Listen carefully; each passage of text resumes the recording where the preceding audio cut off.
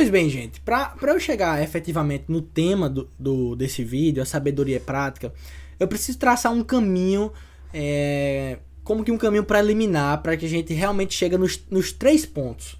Para que a gente chegue nesses 3 pontos que eu quero elencar aqui para vocês nesse vídeo, tá? Então, pra gente chegar nesses 3 pontos, eu preciso traçar uma ideia ainda que preliminar, ainda que básica a respeito de teoria moral. Nesse ponto, C.S. Lewis tem uma vasta obra em relação à teoria moral, tá? E aí eu quero indicar já aqui nesse momento 2 livros essenciais de C.S. Lewis que traça a respeito de teoria moral. E o primeiro deles é esse aqui, A Abolição do Homem. Esse livro vai falar a respeito, a tese que Lewis defende aqui é de que existe uma verdade absoluta, um bem absoluto, verdades práticas absolutas, que percorrem os séculos eternos por entre os homens, e é uma verdade inalterável. Tá? Então a tese que C.S. Lewis traz nesse livro aqui, A Abolição do Homem, é de que existe uma verdade absoluta, existe uma lei natural, um tal natural, como ele chama, que rege as relações, a ordem cósmica da sociedade, enfim, entre os homens, as relações humanas. Então ele vai defender isso. Ele não vai entrar numa questão mais profunda a respeito do que há por trás dessa lei, dessa verdade absoluta, né? O que é que há por trás dessa verdade absoluta. Ele não vai entrar. Se é um Deus, se é um poder, se é uma mente, enfim, se é uma energia. Ele não vai entrar, ele só vai dizer que existe uma verdade absoluta que percorre os séculos eternos e que você nunca vai chegar nessa verdade absoluta pelo subjetivismo. Então ele vai atacar o subjetivismo. Enfim, um livro muito recente, muito bacana, que inicia você ali numa teoria moral, tá? E esse outro livro ele vai entrar efetivamente no que há por trás dessa lei, tá? Dessa lei natural, que ele chama nesse livro aqui já de lei natural, dessa lei do comportamento digno humano. Ele vai entrar que existe um poder por trás dessa lei e que esse poder mais parece um ser, no sentido de ser uma pessoa, e essa pessoa me parece ser alguém pessoal, tá? E esse ser pessoal me parece ser, na teoria dele, o ser do cristianismo, né? O Yahvé, enfim, parece ser o Deus do cristianismo, então é a defesa do cristianismo puro e simples. Então, basicamente, esses 2 livros aqui vão construir em você uma boa perspectiva de teoria moral. Mas assim, para esse vídeo, o que é que a gente precisa entender basicamente para a gente chegar nos 3 pontos desse vídeo? Uma teoria moral bem simples, partindo de algumas premissas, fixando, na verdade, alguns axiomas. Se você quer ser sábio, presume-se que você queira buscar, portanto, a verdade. E o conceito de verdade, por si só, presume também, dentro do próprio conceito de verdade, a existência de uma mentira. Então, aqui é o primeiro ponto. A existência do bem e do mal.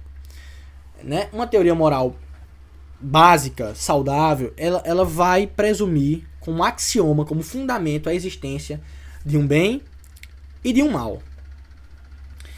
Além disso, outro axioma que uma teoria moral saudável traça é a perspectiva de que a sabedoria exige prática. Como assim? Você não espera de alguém, se você considera que é verdade, dá um exemplo, que se embebedar é errado, você não espera que um beberrão lhe diga a verdade.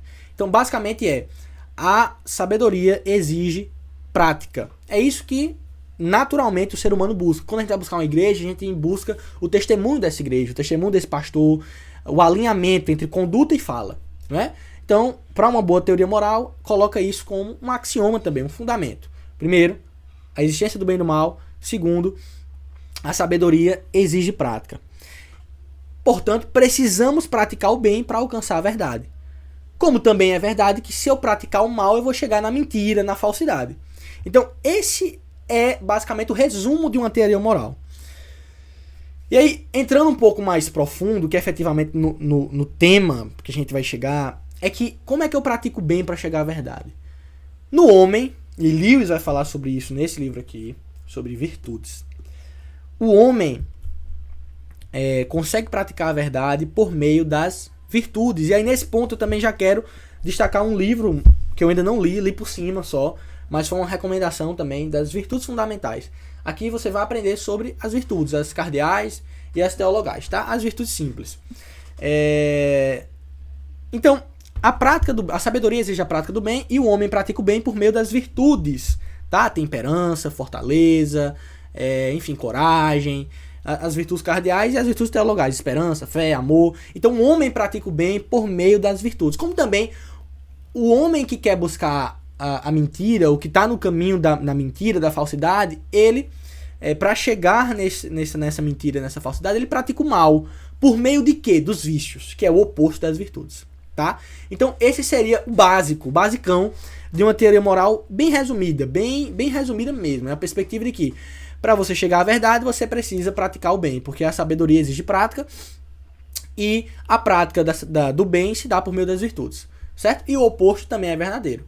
Se eu quiser ser alguém que não é sábio, se eu quiser ser um nécio, eu vou praticar o mal, porque o mal vai me aproximar da mentira. Tá? E como é que eu pratico o mal? Por meio dos vícios, o orgulho, o ego, a falsidade, a mentira, enfim, tá? Então, esse é o basicão de uma teoria moral. Mas por que eu tive que traçar isso? Porque quando a gente inicia na vida intelectual, quando a gente inicia na vida da inteligência, quando a nossa vida da inteligência começa a ficar mais ativa, a gente inicialmente enfrenta um grande dilema que eu acredito que todo pensador enfrenta, que é aquela primeira batalha ali entre o orgulho e a humildade. O orgulho representando o vício, a humildade representando a virtude. E aí nesse ponto, Agostinho tem algo muito interessante, que ele diz assim: o espírito limitado, cego pelo orgulho, acredita possuir o cosmo e a riqueza. Segurando um balde com 3 litros de água reluzente, ele diz: vejam, capturei o oceano e os astros. Então veja, isso é o perfeito retrato de um espírito arrogante, de um espírito tomado pelos vícios, pelo orgulho, pela vaidade, aplicado na perspectiva da sabedoria. Ou seja, um espírito que busca ali a verdade e está tomado pelos vícios do orgulho, da vaidade, é como um homem que pega um balde com 3 litros de água, ou seja, um balde pequeno comparado à infinitude do oceano, e a água vai reluzir, e ele olha para aquilo e fala: vejam, capturei todo o cosmo, toda a riqueza da terra, agora eu entendo tudo sobre a vida está ao meu alcance, está aqui na minha mão, eu sei de tudo, eu conheço tudo, a sabedoria do cosmo e dos astros eu conheço. Mas nada mais é do que a arrogância do espírito cego, limitado pelo orgulho. Mas da mesma forma que Agostinho, isso aqui não é Agostinho, tá? Ele faz esse retrato de alguém com um espírito limitado. Mas da mesma forma que Agostinho faz esse retrato de um espírito limitado e cego pelo orgulho, Tomás de Aquino, no final de sua vida, nos foi testemunho, nos é testemunho de exatamente o oposto disso. Ou seja, um espírito livre e um espírito tomado pelas virtudes, e aqui nesse exemplo a virtude da humildade. Como assim? No fim da sua vida, um seu amigo Frei Reginaldo, quando o incitava a escrever mais das suas obras, Tomás de Aquino respondeu: Frei Reginaldo, já não me é mais possível escrever. Tudo o que escrevi já não me parece mais do que palha. Perceba, isso é o retrato perfeito de um espírito humilde, de um espírito tomado pelas virtudes, aplicado na busca pela inteligência, na busca pela sabedoria. Veja, Tomás de Aquino, alguém cujo qual reputo o quadro ideal do saber, pelo menos por agora. O homem, o filósofo, o cristão, que mais entendeu bem a razão prática aplicada junto com a fé, enfim. Por alguém que mais entendeu, no final da sua vida, olhou para toda a sua obra, muito valiosa, grandíssima. Ou seja, ele teria todas as razões, todos os fundamentos para se vangloriar dela. Mas no final da sua vida, ele olha para aquilo e fala: isso já não me parece mais do que palha. Veja, se isso não é um retrato perfeito de um espírito humilde aplicado à vida da inteligência. Então é nesse ponto que a gente chega efetivamente naquilo que eu quero falar nesse vídeo. O título desse vídeo é A Sabedoria Prática. E os 3 pontos que eu elenquei e que eu quero falar aqui é exatamente o exercício dos vícios nos confundindo a respeito de uma verdadeira vida intelectual. Como assim? O primeiro exercício de vício que eu coloquei foi do individualismo, que alimenta a percepção, a primeira percepção errônea que eu quero criticar e falar nesse vídeo, de que o intelectual é um isolado, é alguém isolado do mundo, é alguém isolado. Veja, já discorrendo sobre esse ponto, eu entendo que há um aspecto cultural nisso.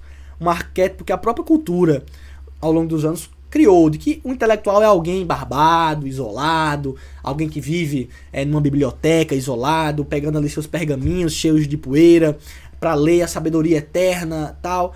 Existe isso. O filme Crônicas de Nárnia traça essa perspectiva no tio de Príncipe Caspian, em Nárnia 2, né?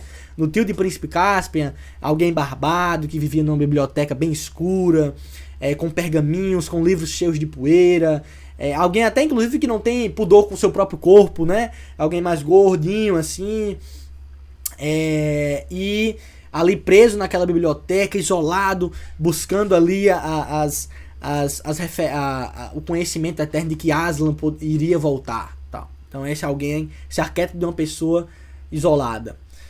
Mas o Senhor dos Anéis também traça essa perspectiva quando ele no filme coloca ali a figura do mago, né? O mago branco, como alguém isolado, alguém que não tem relacionamentos, que vive no seu cavalo branco ali, uma pessoa mais idosa, barbada, enfim. A própria cultura alimenta esse exercício desse vício do individualismo aplicada à vida da inteligência. Mas na verdade isso é uma grande mentira. O intelectual não é um isolado. Não é porque o estudo é um ato de vida. Sertilanges, no livro A Vida Intelectual, esse livro aqui que eu recomendo fortemente, já o li 2 vezes, falando sobre esse ponto, que o intelectual não é um isolado, diz exatamente isso. O intelectual não é um isolado porque o estudo é um ato de vida, não é uma arte isolada. Veja, você que é estudante de medicina, por exemplo. Você que estuda medicina, para no fim das contas, você diagnosticar alguém com alguma doença, receitar algum remédio ali, para que essa doença possa ser curada, remediada, de forma prática, para que você possa curar os enfermos, por assim dizer.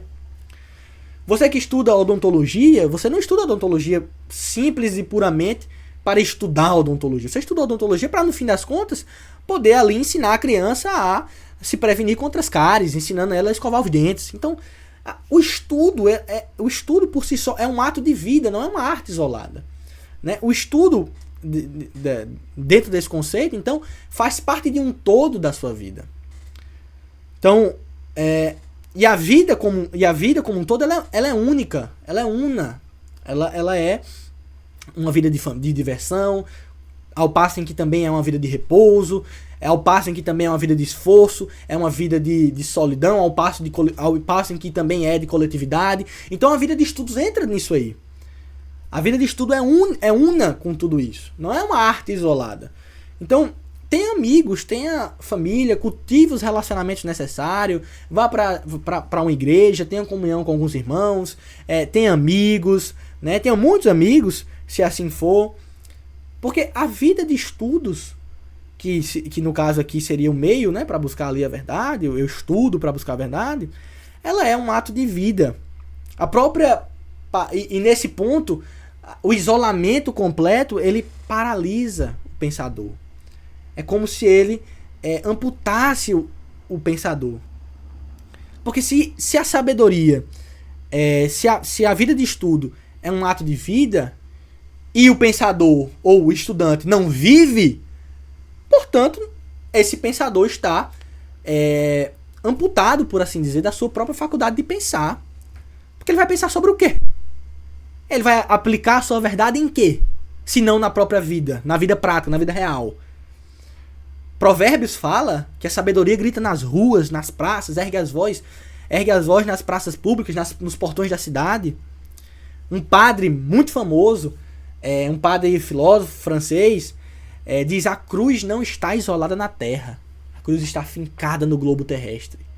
Na perspectiva de que Cristo, a sabedoria de Cristo, o mistério da redenção, não está isolado do mundo, dos seres comuns. A sabedoria está na vida, na praticidade das coisas. Então, o primeiro ponto é o isolamento. O intelectual é um isolado. Isso é uma grande mentira. É um arquétipo criado por meio de uma cultura que incita o vício do individualismo aplicado na prática da vida de estudos. Isso é errado. O intelectual não é um isolado. O segundo ponto é, para mim, o primordial e o centro de todo o vídeo. O centro de todo o vídeo é esse segundo ponto. É a perspectiva esse segundo erro, né? A perspectiva da abstração da verdade. Como assim? É alguém que acha que falar difícil é ser intelectual, é ser inteligente. Isso pra mim é um erro fatal. Fatal na vida intelectual. Fatal. Boa parte desse pessoal que fala difícil, que compreende que falar difícil é ser inteligente, já foi capturado por um espírito orgulhoso, por aquele espírito que Agostinho, aquele retrato de alguém orgulhoso que Agostinho traçou, de que com um balde com 3 litros de água fala: vejam, capturei o cosmo e os astros, o universo, agora eu já entendi tudo. Então, uma pessoa que entende que falar difícil é necessariamente ser inteligente, já está capturado pela vaidade e, portanto, pelo orgulho, pelo ego e pelos vícios. Então, melhor seria não ter sido introduzido na vida intelectual. Porque usar a verdade é brincar com as questões que dominam a vida, a morte e os mistérios da natureza. Isso seria um sacrilégio. Sertilange tem uma frase muito interessante que diz: a verdade só se revela a quem se faz seus escravos. Mas aquele que acha que por vaidade, por vanglória, que falar difícil necessariamente é sinônimo de ser inteligente, não está sendo escravo da verdade, está fazendo com que a verdade seja escravo dele, dos seus desejos vãos, da sua própria vanglória. Veja, algumas pessoas sabem que eu fui político, né? Fui não, né? Tive contato com a política mais próxima nesse ano, 2024, me candidatando a vereador. E você não tem noção do tanto de verdades que eu vi nos discursos mais simples. De feirantes, de comerciantes, né? Nas praças, nas feiras da cidade. Gente, o floreio nos discursos, o enfeite demais nos discursos. Nada mais, nada menos, não é nada mais, nada menos do que uma forma de se valer da retórica, uma forma de se valer das armas retóricas para esconder um profundo vazio que há dentro. A verdade, ela é simples. A verdade, ela não é abstrata, ela não é difícil. As grandes descobertas da ciência resumem-se a reflexões sobre fatos comuns a todos. Veja, reflita sobre a própria descoberta da lei da gravidade, por exemplo. É comum a todos que se eu jogar isso aqui no chão, vai cair. Mas a descoberta disso era um fato comum a todos. Mas alguém, na história, refletiu profundamente sobre aquilo. E descobriu a lei da gravidade. Não inventou, descobriu a lei da gravidade. Descobriu que ela existia. Então, as grandes descobertas são reflexões profundas a respeito de fatos comuns a todos. Né? Outro ponto interessante, ainda dentro desse ponto, é que a verdade ela é impessoal. O belo do discurso, o papel do discurso não é promover a si mesmo. O papel do discurso é promover a verdade. Não é brilhar a si mesmo, não é brilhar a sua glória, dos enfeites das suas palavras difíceis. O papel do discurso é, primeiro, fazer com que o outro compreenda, e segundo, é promover uma verdade. O bom de Aristóteles não é Aristóteles. O bom de Aristóteles é a verdade que Aristóteles dizia. O bom de Platão não era Platão. O bom de Platão era a verdade que Platão dizia. O bom de Tomás de Aquino não era Tomás de Aquino. O bom de Tomás de Aquino era a verdade que Tomás de Aquino dizia. A verdade é impessoal. O belo do discurso da gente não somos nós. Não são as nossas palavras difíceis. Mas é a verdade eterna que promovemos nos nossos discursos. O papel não é brilhar, é promover. Uma coisa bem interessante, ainda nesse ponto que eu quero colocar, é que o próprio Sertilanges fala assim, que aqueles que usam a verdade para, de certa maneira, trazer vanglória para si, é aquele que faz com que a verdade seja seu escravo. E aí Sertilange fala, o Deus enciumado pela verdade, não hospedará a verdade no homem de ambição.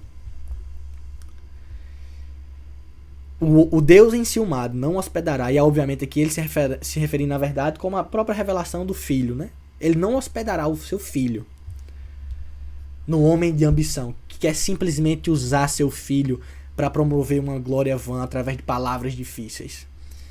A verdade, por mais complexa, por mais abstrata que seja, ela deve encontrar sua porção na vida prática. Terceiro ponto. Falar demais. Tem gente que acha que falar demais é ser inteligente, que ter opinião para tudo é ser inteligente. Gente, isso é uma grande mentira. Mais um dos erros. Mais um exercício de um vício. Da mesma forma que achar que isolamento é o exercício do vício do individualismo. Da mesma forma que achar que falar difícil é o exercício do vício da vaidade, achar que falar demais é o vício do orgulho. Sertilange também fala que um filósofo digno desse nome não disse nada senão uma única coisa. Quando ele vai falar sobre o espírito do trabalho intelectual, ele fala que o espírito do trabalho intelectual tem que ser tomado como se fosse um efeito lupa. Lupa no sentido de que se especializar em uma só coisa. Você não precisa ter opinião para tudo. Você não precisa ser especialista em tudo. Mas vale o conhecimento substancial do que o conhecimento vasto, mas sem raízes, sem fundamento.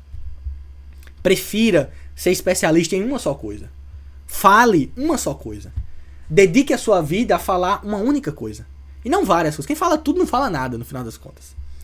Michelangelo fala exatamente isso. O belo é a purgação de todo supérfluo. O belo é a purgação de todo supérfluo. Então tenha limites no seu conhecimento. Inclusive, os limites no seu conhecimento vão exercitar e vão compor o seu próprio quadro de virtudes. Admitir que eu não sei de tudo e nem vou saber de tudo, assim como Tomás de Aquino fez, não vou saber de tudo, nada mais é do que o exercício da humildade, da honra, a virtude em dizer que você não sabe de tudo. A virtude em ter limites no conhecimento. Não quero substituir a todos. Eu tenho certeza, gente, que Deus levanta pessoas para cada área do conhecimento, para cada área da ciência aplicada. Deus levanta pessoas para a política, Deus levanta pessoas para a teologia, Deus levanta pessoas para a teologia, para a filosofia, enfim, Deus levanta pessoas para cada área. Não queira substituir a todos. Entregue a Deus as áreas que você não tem mais facilidade. Assim é um corpo de Cristo, cada um tem sua função. Não queira substituir a todos. Tenha limites no seu conhecimento. Então, conselhos práticos para finalizar esse vídeo. 1. Você que é estudante de direito. Estudante de qualquer ciência aplicada, medicina, direito, engenharia. Tenha limites no seu conhecimento. Não queira saber de tudo, exaustivamente. Seja especialista em uma área. Não ache que saber de tudo é ser inteligente. Isso nada mais passa do que o exercício do orgulho do homem aplicado na vida da inteligência. Lembre do que Michelangelo falou. O belo é a purgação de todo o supérfluo. Por conseguinte, não fale difícil. Não ache que falar difícil, que existe uma sabedoria, uma verdade, que a verdade é abstrata, que a sabedoria não é prática, que pra gente buscar sabedoria é necessário alcançar locais inalcançáveis, locais obscuros, e quando eu buscar essa verdade ninguém vai entender. Não. A sabedoria, por mais difícil, por mais elevada ou abstrata que ela seja, a verdade, por mais difícil ou abstrata que ela seja, encontra e deve encontrar na vida a sua porção de praticidade. E depois, o estudo é um ato de vida, não se isole, não ache que isolamento é sinônimo de ser inteligente. Não ache que ser um isolado é sinônimo de ser inteligente. Então, basicamente é isso que eu queria falar para vocês. Pratiquem as virtudes, enfim, construam uma teoria moral solidificada para buscar o conhecimento. E aqui tem 2 grandes livros para isso, de C.S. Lewis. Eu vou trazer algumas resenhas para esse canal em relação a isso. Conheça as virtudes, já indiquei um outro livro aqui sobre virtudes. E a vida intelectual também. Se você quer saber mais do que esse vídeo aqui, foi uma simples construção em relação à sabedoria prática, mas esse vídeo aqui é um grande manual de instrução em relação à vida inteligente, à vida intelectual, que vai te ensinar melhor e mais sobre a vida intelectual, tá? Então eram esses conselhos que eu queria deixar, era essa discussão que eu queria trazer. Exercite a virtude. Não ache que exercitar os vícios, o orgulho, a vaidade vai ser sinônimo de você ser inteligente. Não. Pelo contrário, quanto mais você se afasta das virtudes, mais se aproxima da mentira e, portanto, do mal. Quanto mais se aproxima da virtude, se aproxima da prática do bem, você se aproxima, por conseguinte, da sabedoria e da verdade. Tá? É isso, gente. Tamo junto. Valeu. Até o próximo vídeo.